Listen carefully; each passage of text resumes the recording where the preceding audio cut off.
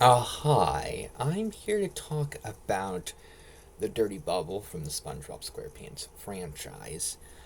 Uh, I'm such a huge fan of Man Ray that it could seem like SpongeBob um, could have a hard time making the Dirty Bubble an interesting character.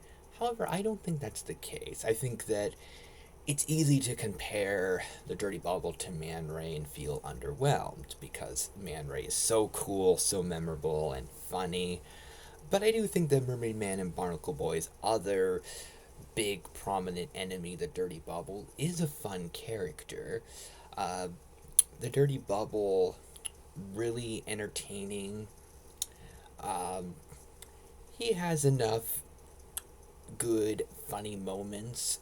So I do think that he's a solid villain, and even though Man Ray's the big Mermaid Man Barnacle Boy villain that I really look forward to seeing, I do feel happy when I do see the Dirty Bubble. I do think that he has his own charm and is a memorable character too. I feel like not quite as memorable as Man Ray, but still a good, solid villain.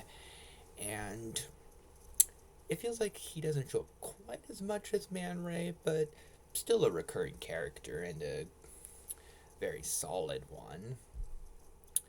And I feel like Man Ray's had a more prominent role in a lot of episodes. The Dirty Bubble often feels like a little bit more of a supporting player when he shows up in episodes.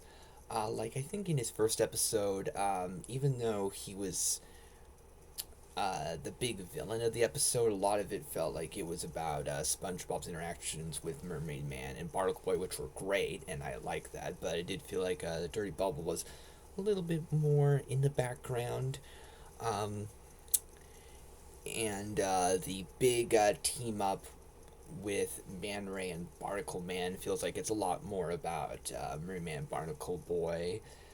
Uh, but it's contender for my favorite SpongeBob episode, so I don't feel like complaining about that. And the Dirty Bubble was able to add some good, funny moments, so even when he's not super prominent, it's still fun to have him around. And I was surprised to see an episode about him and Bubble Bass. That was a team up that I was not expecting. It felt pretty random, but in a fun way. It was an enjoyable episode, and it felt like it was the most prominent the Dirty Bubble had been in an episode. You could let me know if there's an episode where you feel like he was more front and center, but it felt like that was his biggest role, and it was cool to see him. So I don't think that the Dirty Bubble is as good of a villain as Man Ray or Plankton, or as memorable or funny, but I feel like sometimes I don't want to compare characters too much. Sometimes I just want to enjoy a character that is good and solid and funny, and I do think that's what the Dirty Bubble is.